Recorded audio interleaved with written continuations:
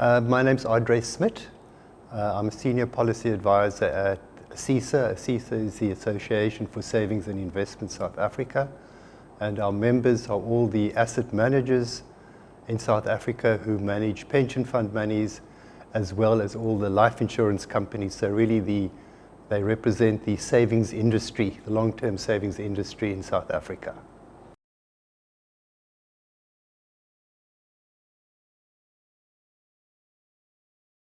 What has been happening over the last probably 12 months has been very exciting for us.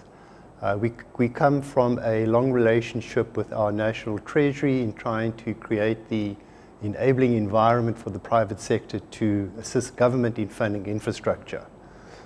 We developed certain criteria that are necessary for the private sector to be involved.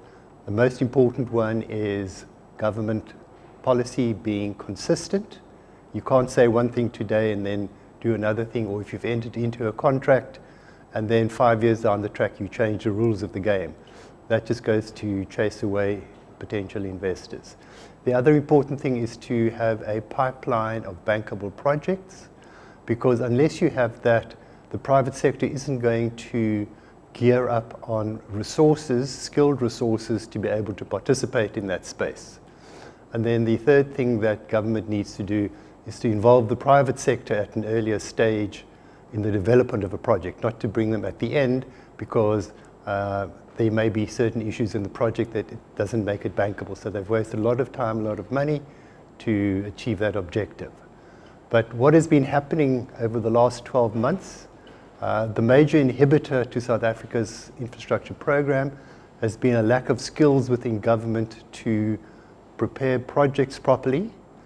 In October last year, and again in our budget in February this year, the Minister of Finance announced an amount of 625 million towards project preparation for the public sector. So for us, this was a very, very important ingredient in getting projects going to be able to develop that pipeline. And very recently, the President announced a 5 billion infrastructure fund, which is there to leverage in private sector funding, in blended finance projects, so where the private sector, in a PPP kind of basis, works with government towards the development of projects. So as these projects become available, we certainly see the development of infrastructure as an asset class in South Africa that the institutional investors can start investing into.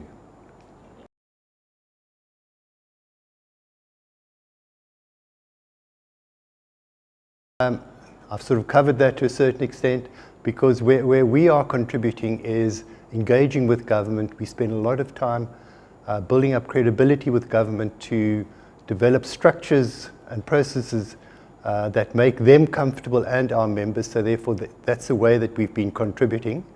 And ultimately, we see our industry participating and assisting government in making funds available for them to achieve their infrastructure development program.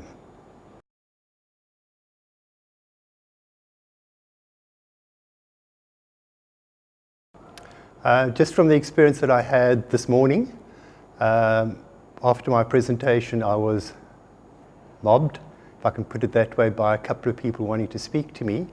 Now, just to see what are the opportunities. So I think it's all about networking. I set the framework for which things will hopefully happen in South Africa, and then our people out there who are wanting to see how they can participate and take advantage of that. For me, probably the most interesting one was an international developer of projects who's got shareholders of some of the biggest pension funds in the world. South Africa as a country doesn't have enough savings to be able to fund all the infrastructure needs, so therefore we need to be able to attract international funding and therefore create projects and financing instruments that will be attractive to international investors so that we can achieve our infrastructure development. So for me, the interaction with people operating in the infrastructure space here has been a major benefit, and I certainly see it hopefully leading to good things, not only for South Africa, but into Africa as well.